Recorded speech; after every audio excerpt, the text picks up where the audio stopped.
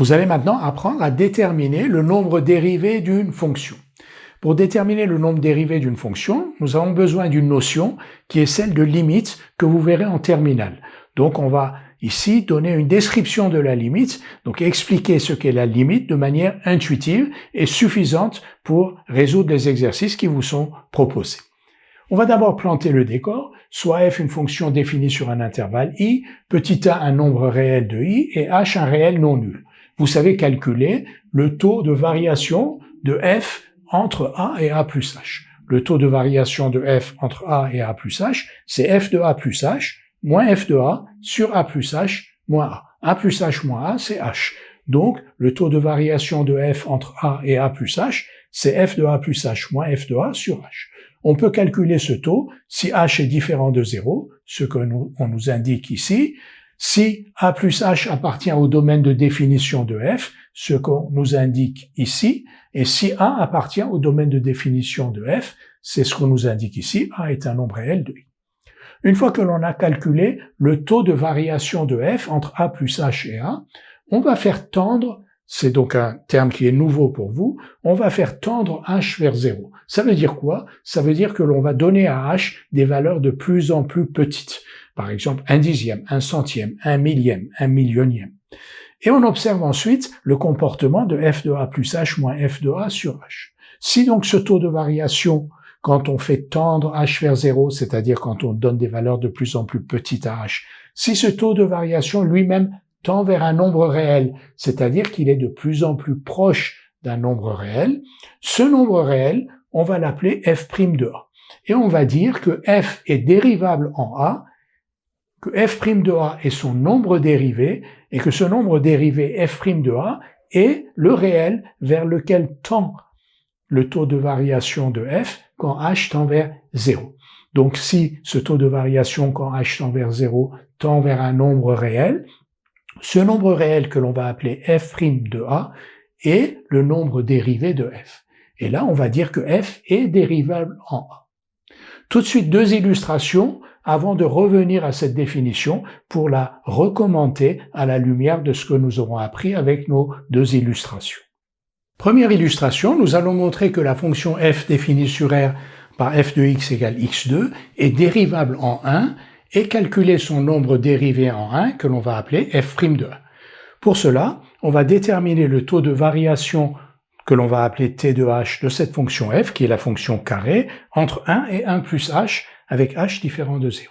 Une fois que l'on a le taux de variation de cette fonction f, on va déterminer la limite de cette fonction quand h tend vers 0. Cette limite n'existe pas toujours. Donc, on va déterminer la limite de t de h quand h tend vers 0. En fait, on va voir si cette limite existe. Et probablement qu'elle existe, puisqu'on nous demande ensuite d'en déduire que f est dérivable en 1, et on nous demande de calculer le nombre dérivé de f en 1, c'est-à-dire f' de 1, qui est donc la limite de ce taux de variation quand h tend vers 0. Nous allons donc déterminer le taux de variation de f entre 1 et 1 plus h. Ce taux de variation, t de h, s'écrit f de 1 plus h moins f de 1 sur 1 plus h moins 1. 1 plus h moins 1, c'est h. Et c'est pour cela que h doit être différent de 0.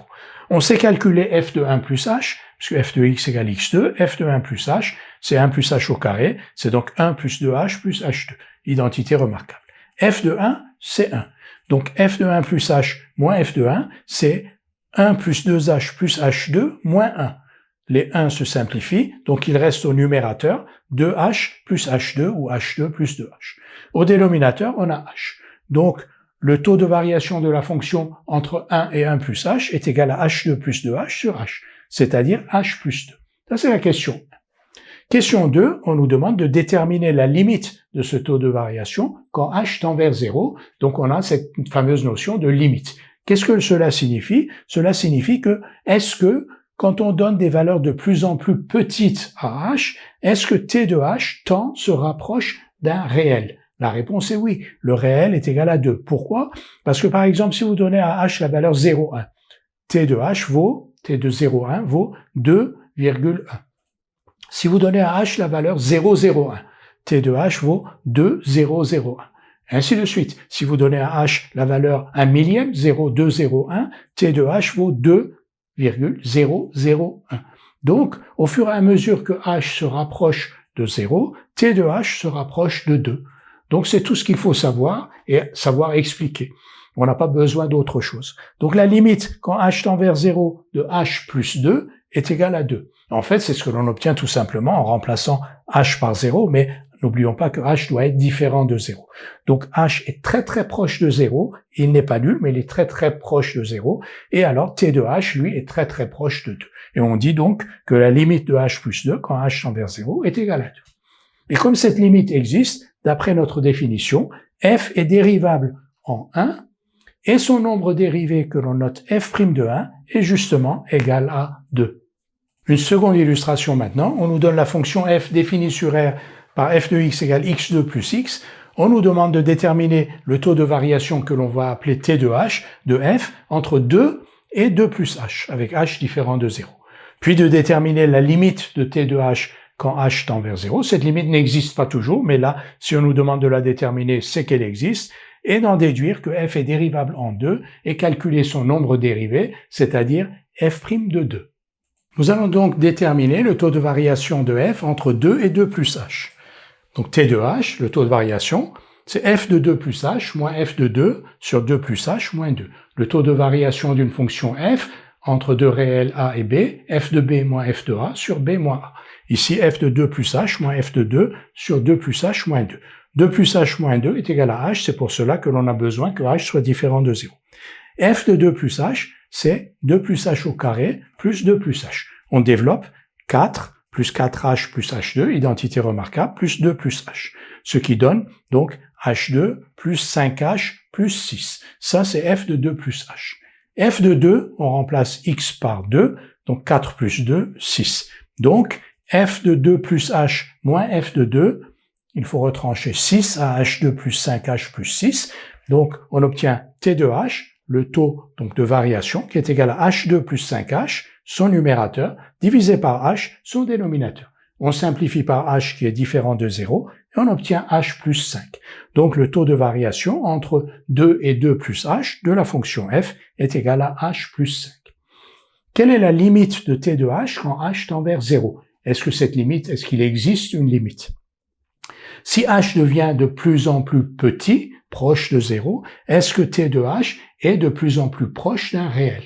La réponse est oui. Si h est de plus en plus proche de 0, t de h est de plus en plus proche de 5. Limite de h plus 5 quand h tend vers 0 est égale à 5. Donc, ce taux de variation a bien une limite quand h tend vers 0 et cette limite est égale à 5. On en déduit que f est dérivable en 2 et que son nombre dérivé que l'on note f' de 2 est égal à 5. Nous allons maintenant relire notre définition à la lumière de ce que nous venons de faire. Donc, que dit cette définition? Elle nous dit que f est dérivable en a si et seulement si le taux de variation de f entre a et a plus h tend vers un nombre réel quand h tend vers 0. Alors ici, on va donc dire que f est dérivable en 2 si et seulement si le taux de variation de f entre 2 et 2 plus h, c'est-à-dire h plus 5, tend vers un nombre réel quand h tend vers 0. Et c'est le cas quand h tend vers 0, h plus 5 tend vers 5. Et donc dans ce cas-là, on va dire que f est dérivable en a, donc on va dire ici que f est dérivable en 2 et que son nombre dérivé, f' de a, c'est-à-dire f' de 2, est égal à cette limite que l'on a déterminée, c'est-à-dire 5, f' de 2 égale 5.